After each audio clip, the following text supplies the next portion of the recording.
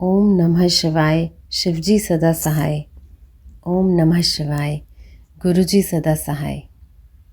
स्वप्न शल्य क्रिया हृदय रोग लुप्त।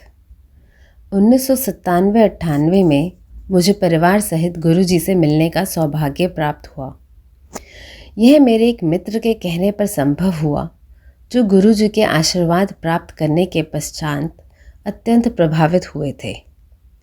इस अवधि में मेरी पत्नी नीता हृदय रोग से पीड़ित रही थी।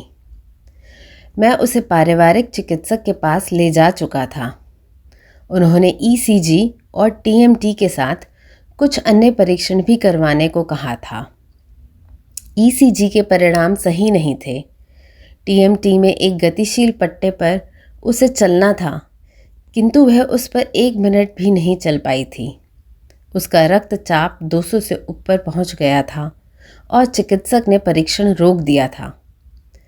पारिवारिक चिकित्सक को बताने पर उन्होंने स्टेस थैलियम परीक्षण करवाने को कहा।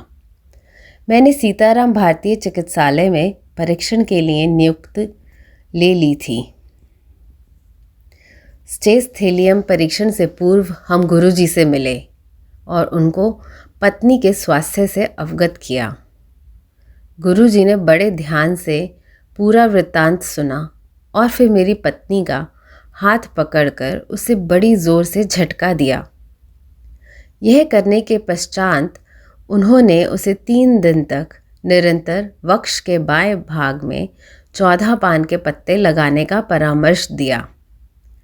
मेरी पत्नी को लगा जैसे उनका हाथ अपने जोड़ से निकल आया है, परंतु उसी दिन वह तीव्र पीड़ा जो उसे सदा लगी रहती थी, एम्पायर स्टेट में बैठे हुए ही कम होती लगने लगी। मेरी पत्नी ने गुरुजी के परामर्श के अनुसार पान के पत्ते लगाए। उसी रात्रि को उसे स्वप्न आया कि गुरुजी ने उसके हृदय का शल्य क्रिया करके उसका उपचार कर दिया है। उसने बताया कि उस अवधि में उसे बहुत पसीना आया था और उसके बाद जग गई थी। यह एक अद्भुत अनुभव था। उस शाम को गुरुजी से मिलने पर उन्होंने स्वप्न की ओर संकेत करते हुए कहा, कल्याण हो गया। परंतु हमने गुरुजी को थैलियम परीक्षण के बारे में नहीं बताया था, जिसके लिए सीताराम भारतीय चिकित्सालय से समय भी ले लिया गया था। जब मेरी पत्नी परीक्षण के लिए गई तो सबसे पहले ईसीजी लिया गया, जो संतोषजनक था।